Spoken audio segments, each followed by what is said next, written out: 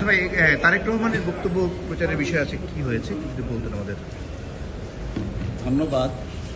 আপনারা জানেন 2015 সনে বিএনপির ভারপ্রাপ্ত চেয়ারম্যান, তৎকালীন সময়ের সিনিয়র ভাইস চেয়ারম্যান, বর্তমানে যিনি বিএনপির ভারপ্রাপ্ত চেয়ারম্যান হিসেবে দায়িত্ব পালন করছেন, তার কোনো বক্তব্য যেন টেলিভিশন সহ সকল প্রকার গণমাধ্যম এমনকি সোশ্যাল মিডিয়াতেও প্রচার না হয়, সেই মর্মে হাইকোর্ট থেকে একটা রুল ইস্যু হয় এবং ইন্টিরিয়াম একটা অর্ডার দেওয়া হয় যেন জনাব তারেক রহমান সাহেবের বক্তব্য বাংলাদেশে প্রচারিত না হয়, including social media, all platform.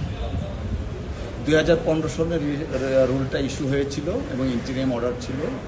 তো এই রিট পিটিশনের যিনি আইনজীবী ছিলেন বা পিটিশনার ছিলেন, অর্থাৎ আইনজীবী হিসাবে উনি পিটিশনার ছিলেন, ওনার নাম হচ্ছে নাসরিন সিদ্দিকা লিনা। তিনি আজকে মহামান্য হাইকোর্ট ডিভিশনে আসেন এবং এসে আজকে মামলাটা লিস্টে ছিল সেই রিট পিটিশনটা। তিনি এসে আদালতে বলেছেন যে এই রিট পিটিশনটা তিনি আর চালাতে চান না, নন প্রসিকিউশন করতে চান। অর্থাৎ এই রিট পিটিশনটা আজকে থেকে আর অস্তিত্ব নেই, নন প্রসিকিউট হয়েছে, রিট পিটিশনটার আর কোনো অস্তিত্ব নেই।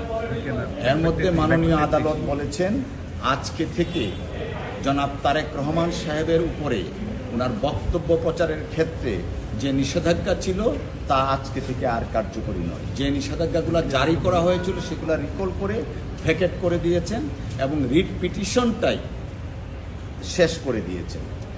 সবচেয়ে বড় কথা, আসলে কি, যখন এই রিট পিটিশনের রুলটা ইস্যু হয়েছিল এবং ইন্টিরিয়াম অর্ডারটা দেওয়া হয়েছিল, তখন আমরা আপনাদেরকে জানিয়েছিলাম যে প্রত্যেকটা নাগরিকের কনস্টিটিউশনাল রাইটস আছে ফ্রিডম অফ এক্সপ্রেশনের। সেই কনস্টিটিউশনাল রাইটসটাকে ইনফ্রিঞ্জ করে রুল ইস্যু হয়েছিল।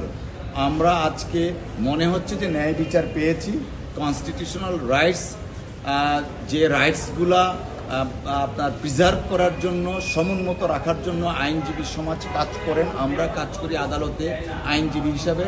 আজকে সেই রাইটসটা প্রিজার্ভ হয়েছে এবং বিএনপির ভারপ্রাপ্ত চেয়ারম্যান জনাব তারেক রহমান সাহেব অফিসিয়ালি সব ধরনের বক্তব্য, বিবৃতি আপনাদের টেলিভিশন, পত্র পত্রিকায় সব জায়গায় আপনারা এখন থেকে প্রচার করতে পারবেন। আইনগত আর কোনো বাধা থাকলো না।